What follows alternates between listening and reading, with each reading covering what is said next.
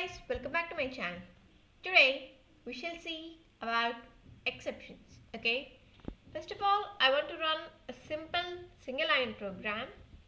Here I want to print a variable named x. Okay, now I'll run this program.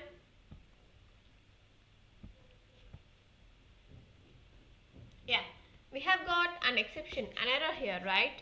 Name error, name x is not defined as we haven't defined any x value here, we know that. But I'll define another variable y is equals to 5 and I want to print y. I'll run this program again.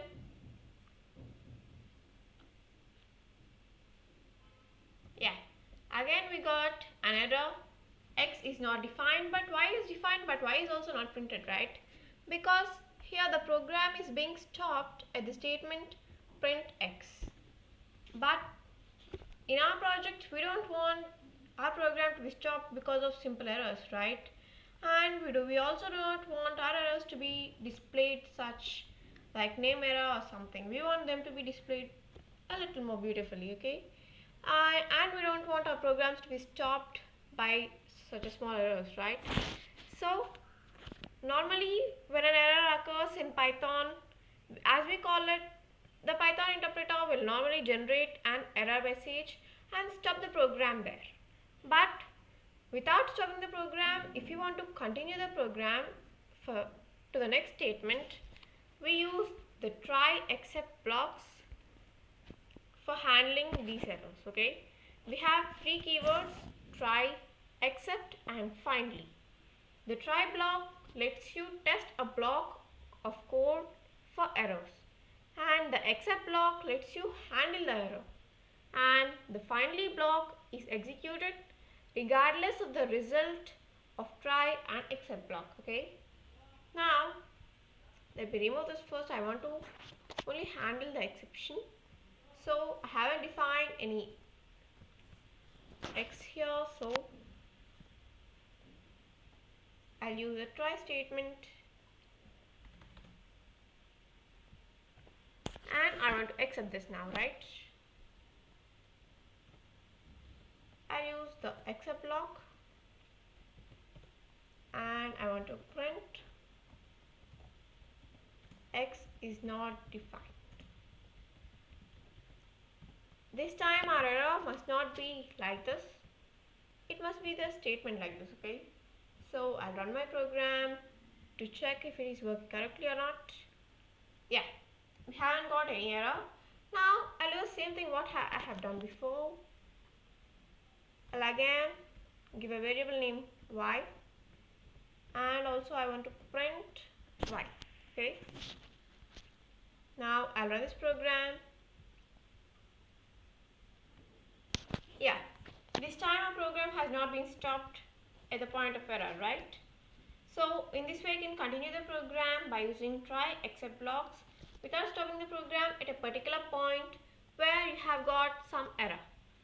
We have different kinds of error: name error, zero division error, and so many things. You don't need to learn all those things at the same time. You can learn whenever you need. Okay, now we have, let us see the finally block also. I have said that regardless of try and except blocks, finally block is executed, right? Now and of try except. Okay, you can write any useful program here, but just for experimentation I'm using a single statement. Okay, yeah, we got the finally block executed and we also got the except block executed. And if we define x here, x is equals to, let's say, 10. I'll run this time the try block should be executed as we have got no exception, right? Yeah, this is the way how try, except and finally block works.